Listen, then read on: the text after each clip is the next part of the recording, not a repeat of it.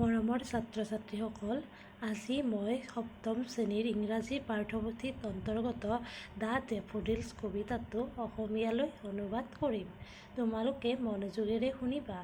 I wandered lonely as a cloud. মই ডাৱৰৰ দৰে অকলশৰে বিচৰণ কৰি আছিলোঁ। That floats on high o'er vales and hills. যিবোৰ ডাৱৰ সমভূমি আৰু পাহাৰৰ বহু ওপৰলৈ উপঙি আছিল। When all at once I saw a crowd. আৰু যেতিয়া হঠাৎ মই ভিৰ দেখিবলৈ পাইছিলোঁ। এই হাউচ অফ গল্ডেন ডেফোডিলছ। সেই ভিৰ আছিল সোণালী ৰঙৰ ডেফোডিলছ ফুলৰ। Beside the lake. হ্ৰদৰ কাষত। Beneath the trees. গছৰ তলত।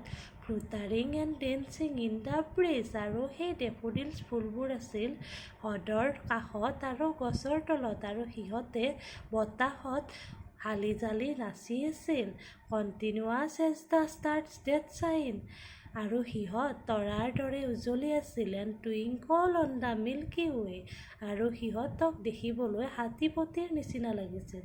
তোমালোকে হাতীপতি মানে কি নিশ্চয় জানা। হাতীপতি মানে হৈছে ৰাতিৰ আকাশত একেলগে থকা তৰাৰ থোপ।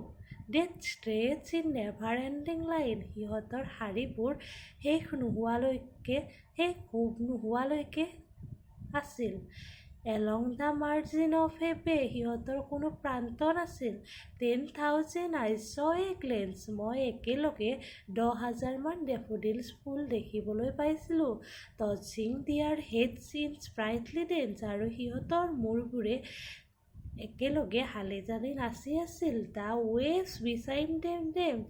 আৰু সিহঁতত আনন্দত নাচি আছিল। বাট দে কিন্তু সিহঁতে outdid the sparkling waves in glee. আৰু সিহঁতক দেখিবলৈ আনন্দত আত্মহাৰা হোৱাৰ দৰে লাগিছিল। A poet could not but be gay. এজন কবিয়ে এই ক্ষেত্ৰত একো ক'ব নোৱাৰে। In such a jocund company. সেই কবিৰ বাবে সেই ডেফোডিলছ ফুলবিলাক লগৰীয়াৰ দৰে হৈ পৰিছিল। I gaze and gaze. মই দেখিছিলোঁ আৰু দেখিছিলোঁ। And but little thought. আৰু অলপহে ভাবিছিলোঁ। What wealth the show' to me had brought. সেই ফুলবোৰে মোলৈ কি কঢ়িয়াই নিছে। For oft when on my couch I লাই।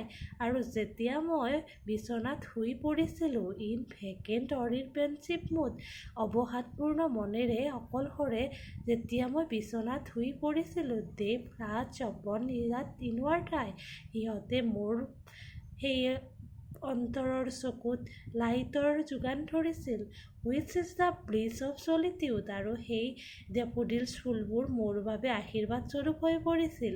And then my heart with pleasure fills. আৰু তেতিয়াই মোৰ অন্তৰখন আনন্দৰে পৰিপূৰ্ণ হৈছিল। And dances with the daffodils. আৰু সেই ডেফোডিলছ ফুলবিলাকৰ লগত নাচি উঠিছিলোঁ।